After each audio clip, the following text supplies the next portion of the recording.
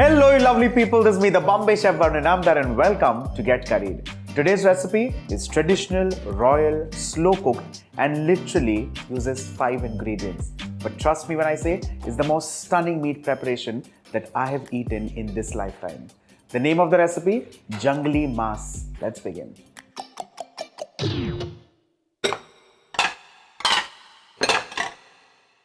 Well, Junglee Maas typically is a hunter's special recipe. In the olden days, when the royals used to go hunting, they used to, of course, not carry a lot of spices, and the meat, of course, was available in the wild. What they used to carry with them is Desi ghee, of course, with chilies. Now, because this is a royal Rajasthani recipe, the chilies in this recipe are typically called mathania. Well, mathania is a combination of chilies with very good color and moderate spice. However, you can choose to use a combination of Kashmiri and Bedki chilies. Well, these are traditionally mathania, and like I said, a very good combination of color and spice. But a combination of Kashmiri and Bedki just works like magic. Now, in this recipe, again, there are a lot of whole ingredients. There are no spice pastes or powders or anything like that. Everything is whole and chunky, and it follows a very typical recipe. For a kilo of meat, 300 grams of ghee. The first ingredient, that of course goes in the kadhai, ghee.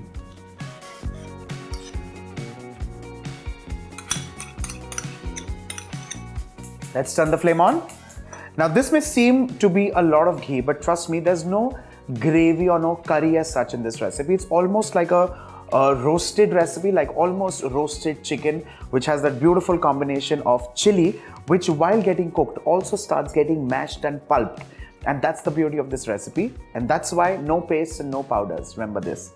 Once the ghee just kind of begins to heat up, we're going to add in goat meat. Now for this, you, in the truest sense, can use any cut of meat, literally, because it's a hunter's recipe. In goes the entire bird or the entire animal. In this case, it is goat. And I'm using a combination of ran as well as shoulder, back, ribs, a lot of beautiful things.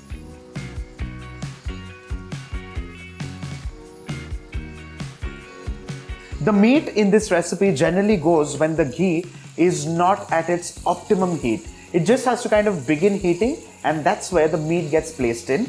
There's no marathon sauteing required, no stirring required, once or twice, and that's just perfect. It's, like I said, a slow cooking process oriented recipe, and that's why if you want to plan this for dinners, you bloody well begin around lunch.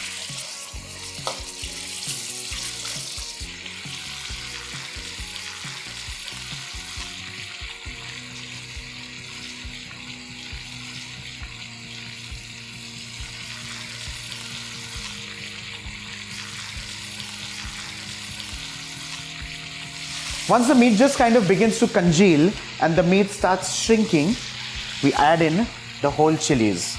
Just remove the stalks, tear the chilies like so, and throw them in.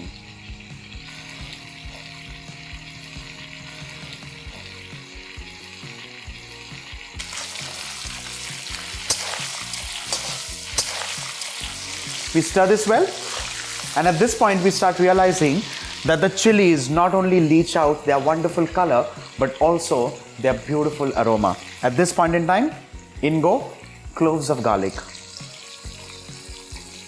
And along with this, salt. Now generally this recipe is slightly higher on salt, literally like the namkeen gosh that we've shown you earlier. But I'm keeping it really moderate, not going too all out and high, because water is going to go in this recipe, and eventually when water evaporates and also gets soaked into the meat, you'll realize that the salt gets slightly overbit. So go low, go slow. End of it all, we can of course add in more salt if required. Let's stir this well.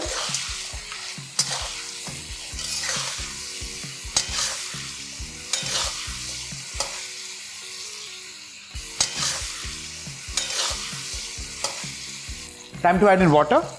Now generally in this recipe, water does not go all at once. You need to keep adding water because it's a combination of boiling the meat a little, roasting the meat a little. Again boiling the meat a little, roasting the meat a little. Eventually it's going to take at least around a liter, a couple of grams or ml here and there, but literally a liter is going to be required. I'm adding say around 150 to 200 ml at one point in time. Just bring this together and allow this to cook on high flame. Naturally, it'll start roasting at the bottom. The fat will start releasing. That is when you add in the second round of water. At least 5 such rounds, and there you get the most tender, the most amazing goat meat, Junglee Maas, done and ready. Let's cook the meat now.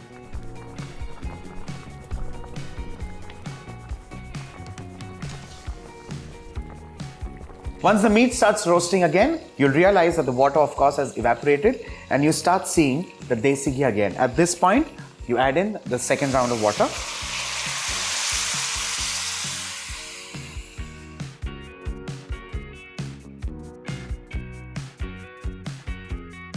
The final installment of water has also wonderfully evaporated. Now, let's stir this and roast the mutton literally.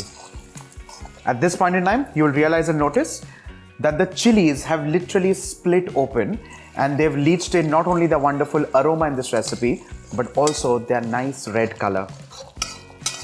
Let's scrape the bottom and the sides because that's where literally all the good things are. The meat has also released the bone, and that means that the dish is done and ready. With this, off goes the flame, and this straight goes in the serving plate.